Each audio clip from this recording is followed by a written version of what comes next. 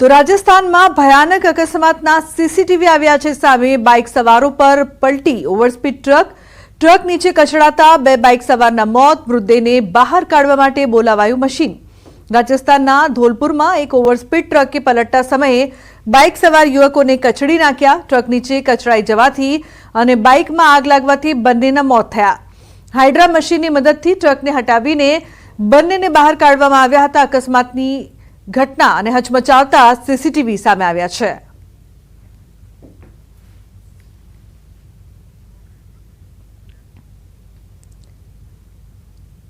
તો હોસ્પિટલના CCTV hack કરીને વાયરલ કરવા મામલે વધુ એક આરોપીની સાયબર ક્રાઇમે ધરપકડ કરી છે। ઝડપાયેલા આરોપી રોહિત સિસોદિયાએ રાજકોટની હોસ્પિટલના સીસીટીવી ક્યુઆર કોડના ફોર્મ સોશિયલ મીડિયા પર વેચ્યા હતા। આરોપી મૂળ દિલ્હીનો રહેવાસી છે અને લેબ ટેકનિશિયનનો અભ્યાસ કરીને બ્લડ સેમ્પલ કલેક્ટ કરવાનું કામ કરે છે। છેલ્લા 9 મહિનાથી તે ટેલિગ્રામની મદદથી વિડીયો વેચવાનું કામ કરતો હતો। આરોપી 2-3 હજારના સભ્યો ધરાવતા 2 ટેલિગ્રામ ગ્રુપ ચલાવતો હતો। તેણે હોસ્પિટલના વિડીયો 800 થી 2000 રૂપિયામાં વેચ્યા હતા।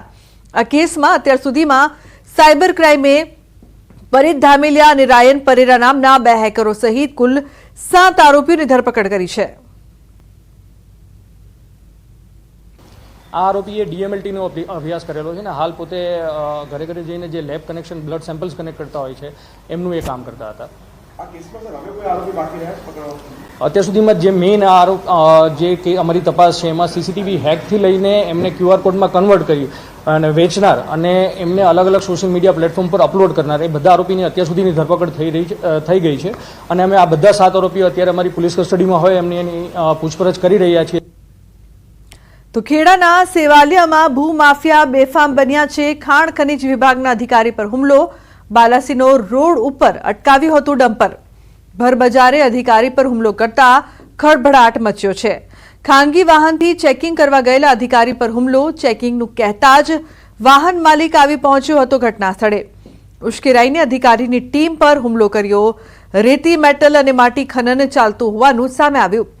એક ઇસમના નામજોગ અને અન્ય કેટલાક લોકો સામે ફરિયાદ નોંધાઈ છે। હજુ ખાણ ખનીજ વિભાગની તપાસમાં મોટા પાયે ખનીજ કૌભાંડ નીકળી શકે છે। તો વડોદરામાં વધુ એક દુષ્કર્મની ઘટના સામે આવી છે। ગૌરવ વિસ્તારમાં કિશોરી સાથે દુષ્કર્મની ઘટના બની। 61 વર્ષના આધેડે આચર્ય દુષ્કર્મના આરોપીની પોલીસે કરી છે ધરપકડ। આરોપી અને પીડિતા એક જ વિસ્તારમાં રહેતા હોય એકબીજાને ઓળખતા હતા। કિશોરીને જાનથી મારી નાખવાની ધમકી આપીને અવારનવાર આચર્ય દુષ્કર્મ હોવાનું સામે આવ્યું। પોલીસે આરોપીને કોર્ટમાં રજૂ કરીને રિમાન્ડ મેળવવાની તજવીજ હાથ ધરી છે।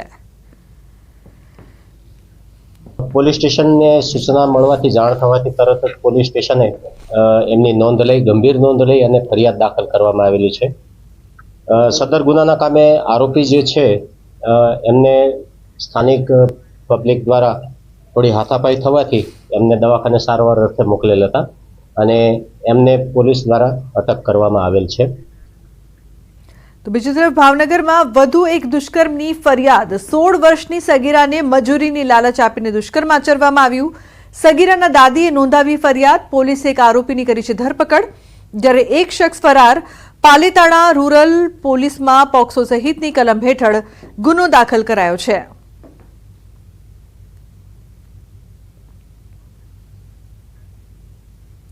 તો ભાવનગરના મોતી તળાવ વિસ્તારમાં ગટર ઉભરાવાથી લોકોને ભારે હાલાકીનો સામનો કરવો પડી રહ્યો છે। આ વિસ્તારમાં પીવાના પાણીની સાથે સાથે ગટર ઉભરાવાની સમસ્યા છેલ્લા 8 મહિનાથી છે। ઠેર ઠેર ગંદકીના કારણે રોગચાળો વકરે તેવી ભીતિ છે। સ્થાનિકોનો આક્ષેપ છે કે અનેક રજૂઆત છતાં તંત્રના આંખ આડા કાન છે। સમસ્યાનો કોઈ ઉકેલ આવ્યો નથી। આ અંગે પૂર્વ વિરોધ પક્ષના નેતા જયદીપસિંહ ગોહિલે આક્ષેપ કર્યો હતો કે નવી લાઈનો નાખવા છતાં ગટર ઉભરાઈ રહી છે। કોન્ટ્રાક્ટરની મિલીભગતના કારણે કામ સરખા થતા અને પ્રજાના પૈસાનો વેડફાટ થાય છે। તો આ અંગે મેયર ભરત બારડે જણાવ્યું કે આ વિસ્તારમાં નવી પાઇપલાઇન નાખવાની કામગીરી ચાલુ છે।